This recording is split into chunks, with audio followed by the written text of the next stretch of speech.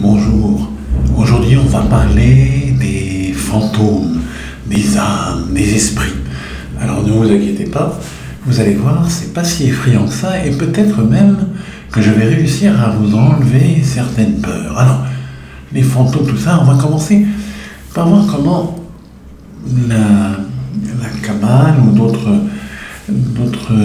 sagesses nous font comprendre l'âme. Dans la Kabbale, on dit qu'il y a 5 niveaux de l'âme. Le niveau le plus bas, c'est le niveau de l'âme qui est lié au sang. On pourrait dire que c'est l'esprit. Quelque chose qui est du niveau de l'esprit. Le niveau le plus haut, il s'appelle Neshama, et c'est celui de l'âme qui serait liée au divin. Donc l'âme qui est liée au sang, elle, on peut la définir comme esprit, elle a un rapport avec le corps qui est très serré, mais pas tant que ça. Elle se trouverait, selon la Kabbale, elle aurait un rapport avec le sang de la personne. Et le sang qui transporte d'ailleurs les neurotransmetteurs, donc c'est par le sang qu'il y a des transformations d'esprit. Comme par exemple, lorsque quelqu'un est dépressif, ou lorsque quelqu'un est joyeux, donc il y a l'adrénaline qui change, la sérotonine, la dopamine, etc. Donc ça, c'est le niveau de l'âme le plus bas. Il y a un niveau de l'âme chez l'animal aussi, bien sûr. Alors, on appelle une âme animale qui est différente de l'âme humaine, dans la mesure où il y a tous ces niveaux dans l'âme humaine qui vont jusqu'au divin. Il y a une espèce d'étagement, comme ça, jusqu'au divin, qui est un peu étrange. Alors, lorsqu'on parle des fantômes, lorsqu'on parle de toutes ces choses-là, on va dire c'est quoi? Alors quand vous allez dans une maison, on va en parler, et vous entendez des bruits, l'impression même, vous voyez des fois quelqu'un, ou dans une rue, ou dans quelque chose, on a l'impression qu'il y a vraiment une présence. Alors, on va expliquer ça. Dans les niveaux de l'âme, tel que la Kabbale l'explique, il y a ce nefesh, et il y a quelque chose, un niveau qu'on appelle ruach. Alors, ce niveau de ruach, ça veut dire un vent, une espèce d'esprit qu'on appellerait un vent. Vous savez qu'en latin, on disait l'esprit c'était pneuma. Quand on dit les gens qui sont pauvres d'esprit, c'était ceux qui étaient pauvres en pneuma, donc peut-être pauvres en respiration, donc ils avaient fait des exercices de respiration où il y avait une diminution du quotient respiratoire ou des arrêts de la respiration, c'est ça qu'on appelait les pauvres d'esprit. Mais il y a quelque chose entre donc ce souffle, vous voyez dans la Bible, on écrit au début de la Bible que lorsque Dieu donne l'âme à la personne, c'est un souffle aussi, il insuffle quelque chose dans le corps. C'est cette chose qui est insufflée dans le corps qui donne la vie. Et un fantôme, c'est ce que la Kabbale appellera un ruach, mais il y a d'autres appellations.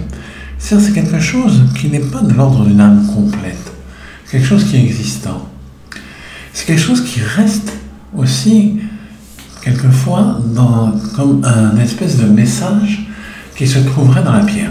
Si aujourd'hui, ou dans 10 000 ans, par exemple, des gens vont trouver des CD-ROM, ou des CD audio, ou des disques, ou des cassettes VHS, ils vont se demander de quoi il s'agit. Est-ce que c'est un plat sur lequel les gens mettaient leur nourriture?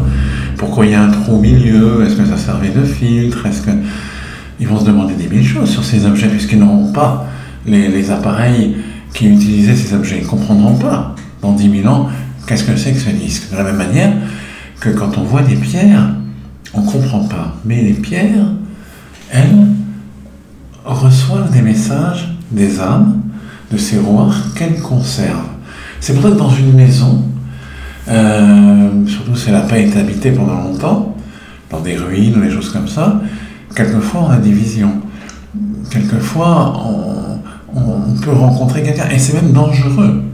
Il y a un danger, il y a des rituels à faire que je pourrais vous expliquer dans une autre vidéo, qui sont là pour éliminer ces dangers que l'on trouve dans ces ruines et tout ça. Ce sont des dangers qui sont importants pour qu'on les signale.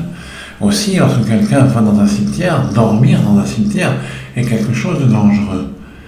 Pourquoi? Parce qu'il y a des espèces, ce n'est pas des âmes complètes.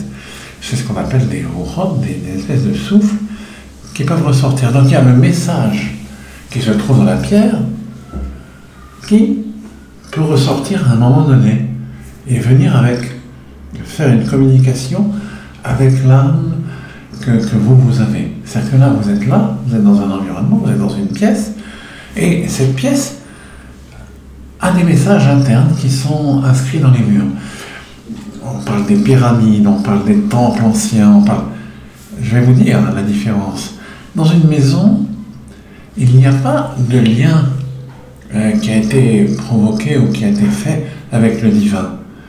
Donc, si vous voulez, les messages seront là, nus, et ils peuvent être dangereux dans la mesure où on ne sait pas ce que c'est. Et puis si vous les recevez, votre âme les reçoit, on ne sait pas comment votre âme va réagir à cette réception.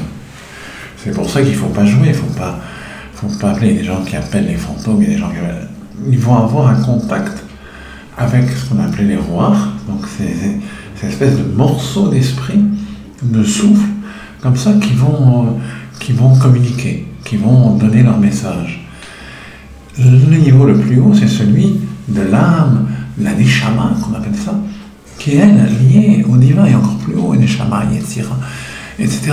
Et alors là, on a tout de suite, immédiatement, une espèce de transformation. C'est comme si on passait quelque chose par le feu ou par l'eau, et donc ça va non seulement éliminer ou harmoniser les souffles qui sont plus bas, les niveaux plus bas, de nefesh, etc., et ça va les transformer. C'est pour ça qu'il y avait des expériences qui avaient été faites au début du siècle dernier, où les gens prenaient des objets qu'on avait tenus dans la main, prenaient des mouchoirs, des mucosités, ou prenaient du sang, ou prenaient même un stylo, quelque chose, et ils agissaient sur ce sang, ils brûlaient par exemple le sang, ou ils brûlaient le mouchoir, etc., et ils regardaient s'il y avait une influence sur la personne. Et effectivement, ils en trouvaient. Il faudrait qu'on fasse ça aujourd'hui avec des instruments, des électrocardiogrammes perfectionnés ou des choses comme ça, et on aurait effectivement des informations qui seraient intéressantes. Peut-être faudrait le faire. Je sais qu'en Russie, ça a été fait, et il y a eu des résultats intéressants. Les Russes ont fait beaucoup d'expériences dans ces domaines-là, parce qu'il y a beaucoup d'espèces de mages, de sorciers, etc., qui sont dans les campagnes russes, et pas seulement dans les campagnes aussi, puisque vous aviez un Rasputin qui était carrément au plus haut niveau du pouvoir. Donc, et il y a eu beaucoup de recherches dans ce domaine. Aux États-Unis aussi, mais elles sont restées plus secrètes et plus dans un domaine militaire.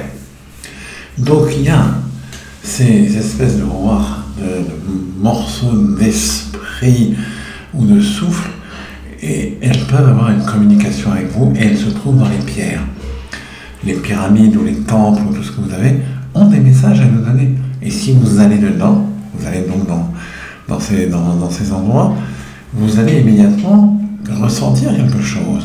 Parce qu'il y a des tas de gens qui sont venus, qui ont essayé de se lier au niveau le plus haut de l'esprit. Donc, je vous ai dit tout à l'heure qu'il y avait une influence qui était là et qui allait, on va pas dire purifier, mais changer tous les niveaux qui sont plus bas.